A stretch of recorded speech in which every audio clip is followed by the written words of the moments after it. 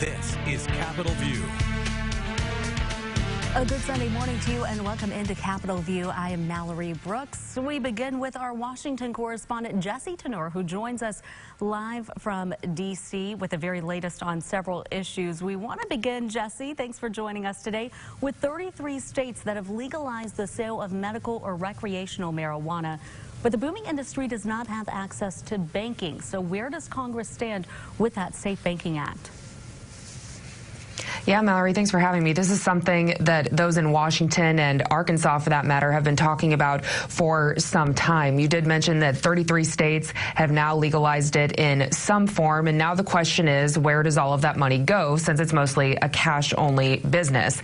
Congress has been trying to come up with a solution, and what they've landed on right now is a measure that would allow these banks to provide access to these businesses. The measure did pass the House this past year in a bipartisan way, with lawmakers mostly arguing from the fact that keeping this a cash-only business really isn't safe. They gave examples like robberies and even employers giving them the opportunities for these businesses to cheat their employees or even cheat on their taxes. Now it's in the Senate's hands, but it's looking like it may not get the same fate as it did in the House. So the chairman of the Senate Banking Committee, that's where the legislation first has to pass through before it goes to the Senate floor. He's opposed to the legislation currently, just kind of opposed to the idea in general, because he's worried that this would encourage drug cartels to launder money. Other opponents have been saying that this is really about legalizing marijuana at the federal level. They are even going so far as to call the marijuana industry the new big tobacco. And so this is a debate that will continue on in the Senate because it doesn't seem like both sides can really agree on this fundamental issue at hand of legalizing marijuana at the federal level. And, you know, it is a big topic there in D.C. I know you've covered it quite a bit. Before you were at the D.C. Bureau, you worked in Arkansas covering politics. In Arkansas right now, Arkansas passed medical marijuana, which has now been implemented. Recreational marijuana, some groups are pushing it to get it on the ballot. Jessi, do you see that happening, getting it on the ballot? Do you see Arkansas passing recreational marijuana? Yeah, that's a good question, Mallory. If you look at Arkansas's makeup, with it being a red state, and, you know, the legislature, the governor's chair, all the Senate and House seats are all held by, are all controlled by Republicans.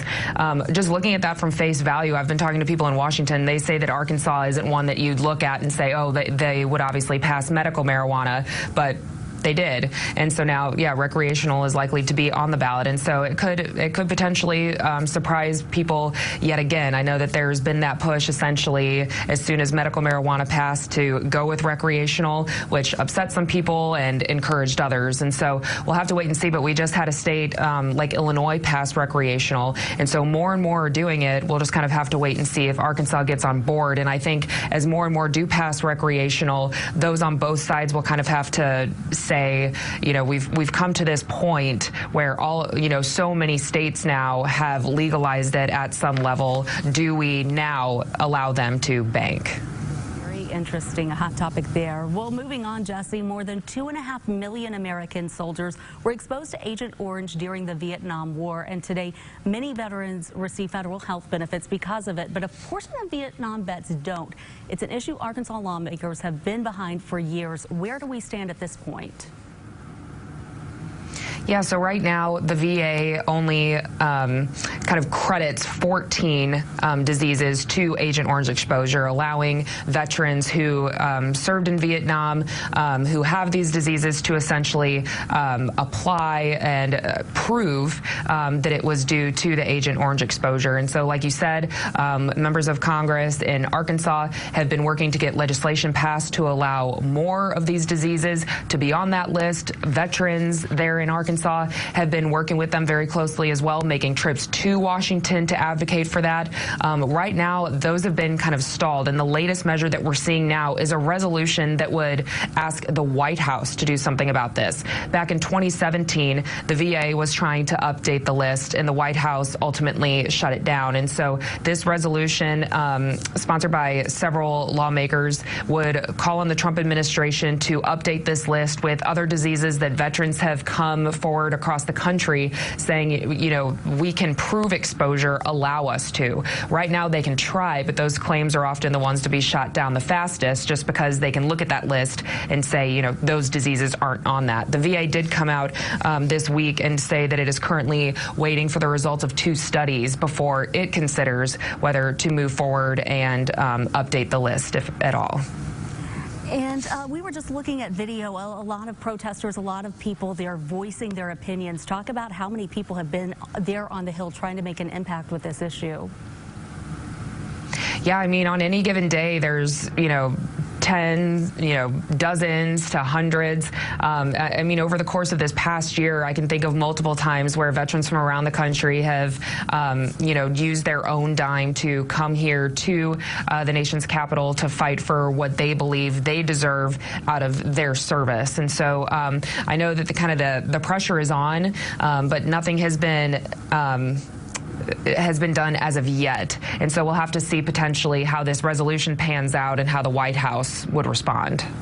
Okay, we'll continue to cover that, and we will continue our conversation with you right after this break. Jessi, thank you, and we will see you right after this. You are watching Capitol View on Sunday morning.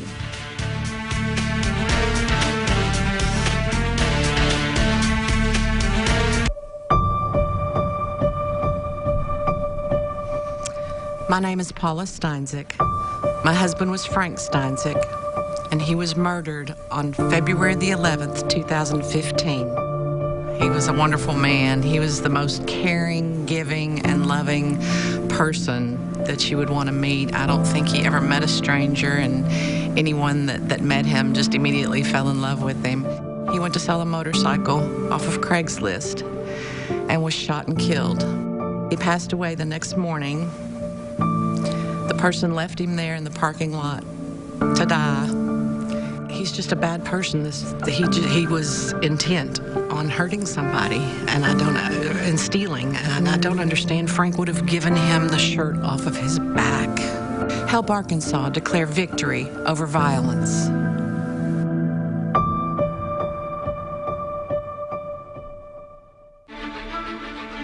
This is my house. My parents helped build it. Now you don't get wet when it rains. I don't get too hot or too cold inside. I can play with my sister. I can play with my brother. I can play with my mother, my father, my family. This is my house. This is my house. This is my house.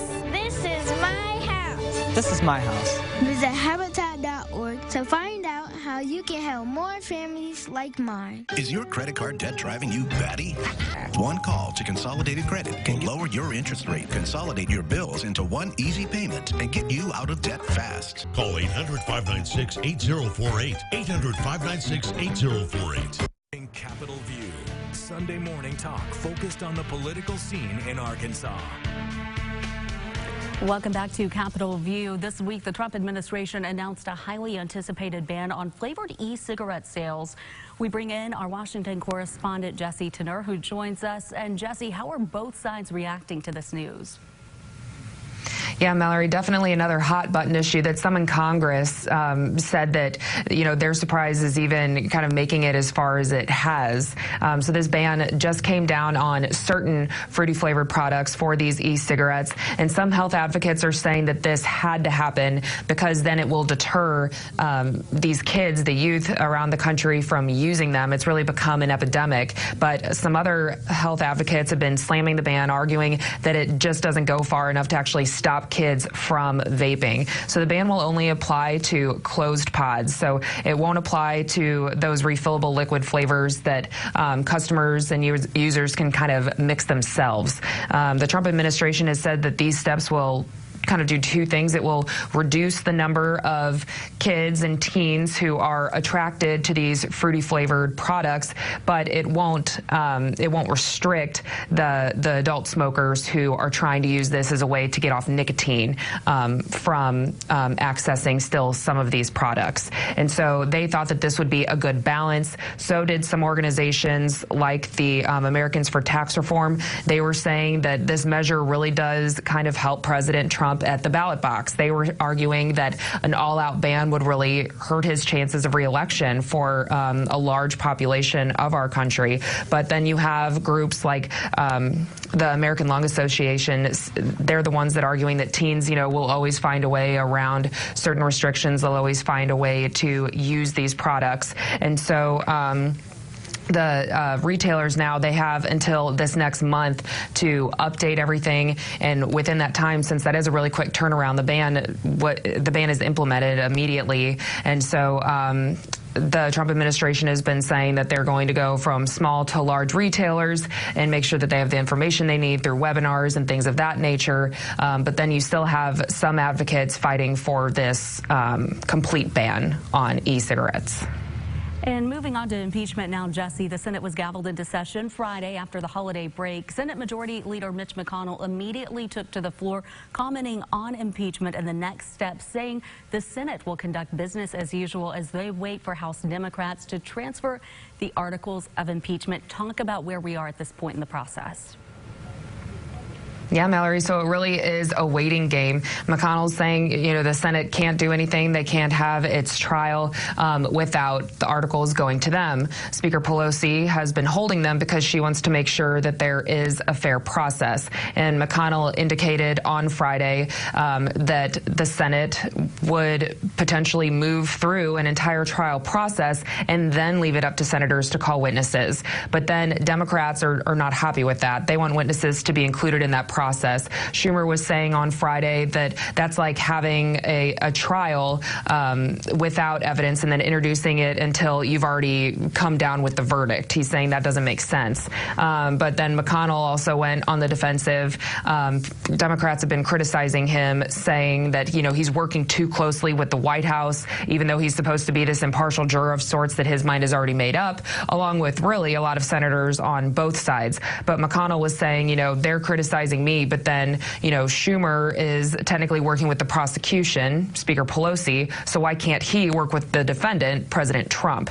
And so if you expected there to be some sort of agreement after the holiday, there is definitely not that as of yet. We're still kind of playing the wait-and-see game here in Washington on when these articles of impeachment could, if at all, be transferred to the Senate.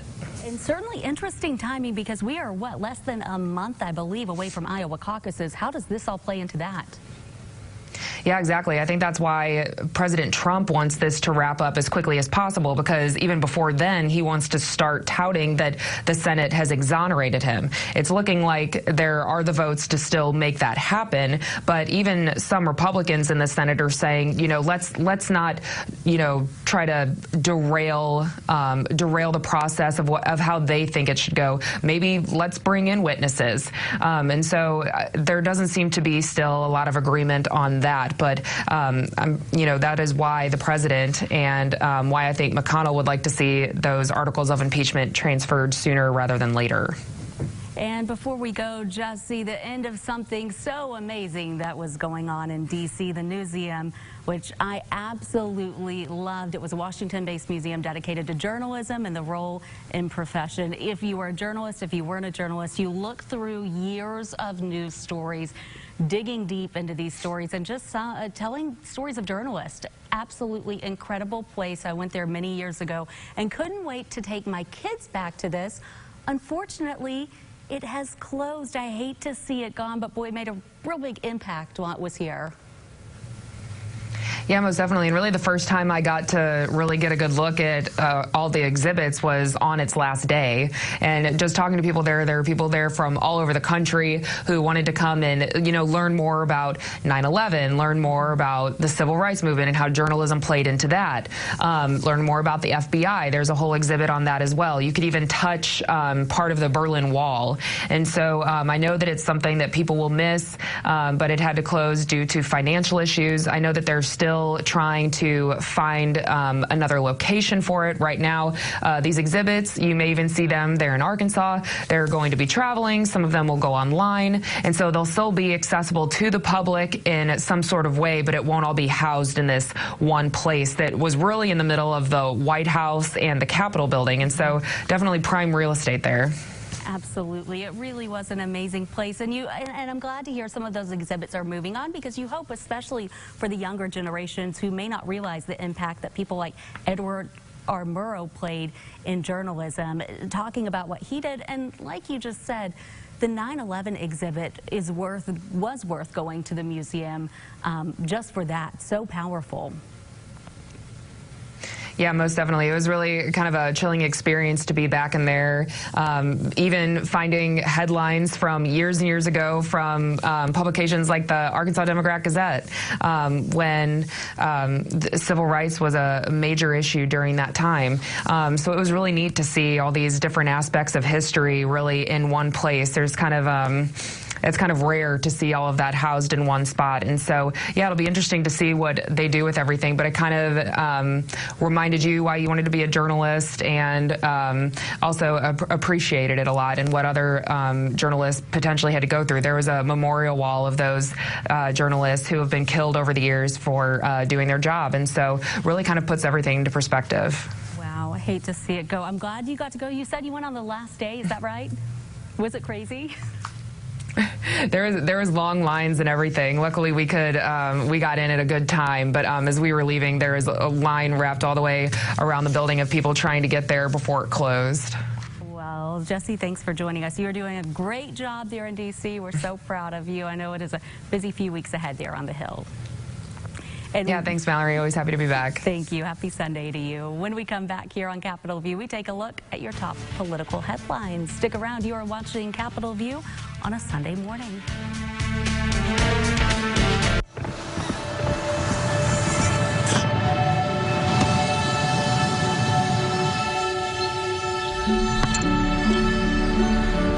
Go to that.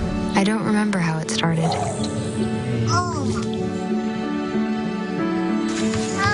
Our back and forth. Victory. Fumble. Repeat. It always came back.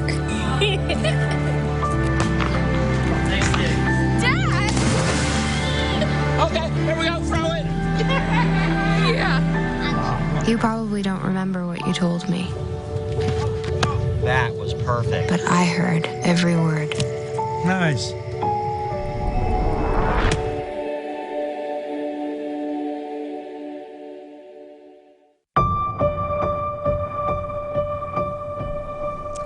My name is Paula Stanczyk. My husband was Frank Stanczyk, and he was murdered on February the 11th, 2015. He went to sell a motorcycle off of Craigslist and was shot and killed. The person left him there in the parking lot to die. Help Arkansas declare victory over violence. The bladder control aisle. You won't shop here again. Your private business is your own. The constant struggle is over. Now there's a better way. It's HDIS. We home deliver bladder control products. We understand how you feel. For over 25 years, we've home delivered to many of the 20 million Americans who deal with incontinence. We offer all brands. We pay shipping and use plain, unmarked boxes. If we can help you or someone you care for, call for your free product sample pack and $45 in money-saving coupons. Our counselors will help you choose the right product. And unlike stores, we're always in stock. You'll get what you need. Satisfaction guaranteed. HDIS, the better way. for your free sample pack with your free catalog, $45 in money-saving coupons, and free product samples. Call 1-800-467-5049. That's 1-800-467-5049.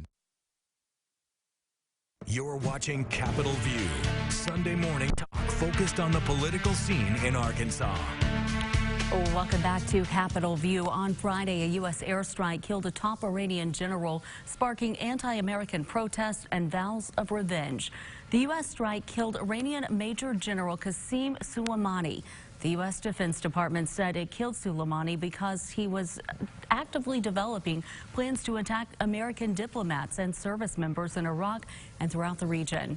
Iranian state TV reported the country's foreign minister accused the U.S. of taking out Soleimani because he fought ISIS in Iraq and Syria. We want the world to understand that there was, in fact, an imminent attack taking place. The American people should know that this was an intelligence-based assessment that drove this. The DOD also accuses Soleimani of approving the attacks on the U.S. Embassy in Baghdad earlier this week. At the United Nations on Friday, ahead of a Security Council closed session on Syria, 2 permanent members, France and China, reacted to events in Iraq. We need de-escalation, we need stability in the region, and we will really encourage everybody to work for further de-escalation. We are paying close attention to the situation, and we are against any use of force in international relations, and the sovereignty and territorial integrity of Iraq should be fully respected. The U.S. Embassy in Baghdad is urging all American citizens to depart Iraq immediately. Senator Tom Cotton reacting with this statement. Soleimani masterminded Iran's reign of terror for decades, including the deaths of hundreds of Americans. He got what he richly deserved, and all those American soldiers who died by his hand also got what they deserved, justice. America is safer now after Soleimani's demise. And Representative Rick Crawford tweeting his reaction, saying the Iranian military leader, quote, was an architect of terror across the Middle East. He coordinated with Assad and others like Russia in ongoing activities and other atrocities for several decades. His reign of terror is over thanks to the decisive action by the president, end quote. Well, the start of a new year means many new laws go into effect, including a new minimum wage in Arkansas. Caitlin Sinnett explains what Arkansans need to know in 2020. Tony Valentine has owned T's Barbecue in Harrison for 5 years with about 10 employees. And they're worth more than what I'm able to pay them as a small business owner. And that price he has to pay them went up in 2020. Voters approved a minimum wage increase in 2018, and it rose from $8.50 an hour to $9.25 in 2019, and now $10 in 2020. The wages go up. It's basically like having another employee that you really haven't planned for. Which means in the future, Valentine may have to pass that cost along to the customer. The prices have to increase along with that. The money's got to come from somewhere. State Senator Scott Flippo says his main concern is employees will get replaced by machines. We're going to see a lot of positions that have historically been minimum wage positions are going to start getting scaled out due to advances in technology. But that's not the only change in Arkansas this new year. State Senator Scott Flippo says there were also a few new laws that went into effect. While minimum wage went up, the top income tax rate in Arkansas went down from 6.9% to 6.6%. Making sure that we have a competitive income tax rate is important for job creation, for bringing new industry into Arkansas. Another more unique law prohibits state funding from going toward human cloning and destructive embryo research. Arkansas respects the culture of life and the sanctity of life. Some other new laws address the publication of county budgets, towing certain vehicles, and online insurance verification. Reporting in Harrison, I'm Caitlin Sinnett. Caitlin, thank you. Julian Castro was dropping out of the 2020 presidential race. Castro's campaign confirmed to NBC News he's suspending his campaign. The former HUD secretary and San Antonio mayor was the only Latino candidate running for president. The 45-year-old struggled at the polls, rarely exceeding 2% in national surveys. President Donald Trump's re-election campaign raised $46 million in the final quarter of 2019. The campaign also has $102.7 million cash on hand. That's the most of any 2020 candidate. Trump campaign manager Brad Parscale said impeachment has actually brought in more contributions from supporters. Today, Congress voted to formally launch the impeachment inquiry in October. The campaign raised $3 million online. Tuesday was the last day of the fundraising quarter. Candidates have until January 31st to release fundraising details to the Federal Election Commission. Senator Elizabeth Warren campaigned in New Hampshire Thursday afternoon on a day some of her presidential rivals announced impressive fundraising totals. Bernie Sanders raised almost $35 million in the fourth quarter last year, and Pete Buttigieg and Joe Biden hauled in over $20 million each. Democratic presidential candidate Senator Elizabeth Warren brought in $21.2 million during the October-December quarter of fundraising, a haul that's down nearly $3.5 million from the previous 3 months. They'll be out soon, and I'm deeply grateful to every single person who contributed to my campaign. I didn't spend one single minute selling access to my time to millionaires and billionaires. I did this grassroots all across the country, and I'm proud of the grassroots army that we're building. Senator Warren has increasingly criticized rivals, especially Buttigieg, for holding private fundraisers with high-dollar donors. Representative Phil Rowe announcing he will retire from Congress at the end of the year. The Tennessee congressman joins more than 20 other House Republicans who do not plan to seek re-election in 2020. Rowe is currently serving his 6th term in a GOP stronghold district that garnered him about 77% of the vote in 2018.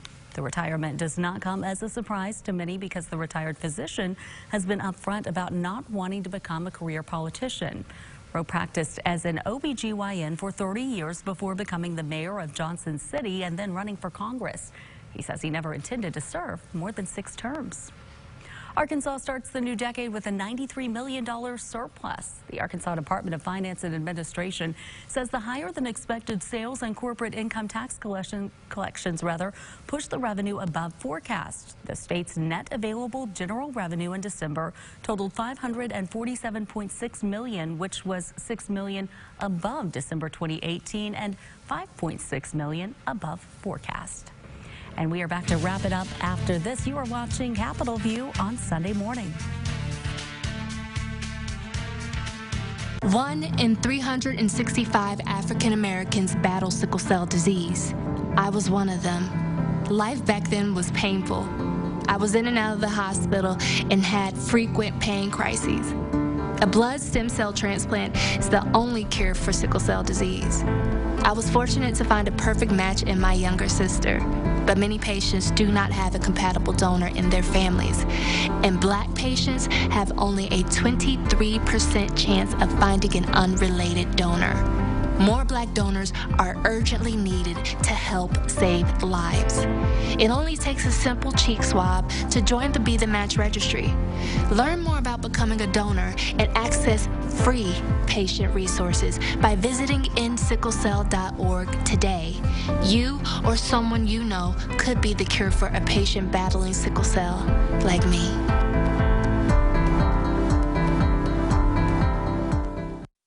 Watching Capitol View, Sunday morning talk focused on the political scene in Arkansas.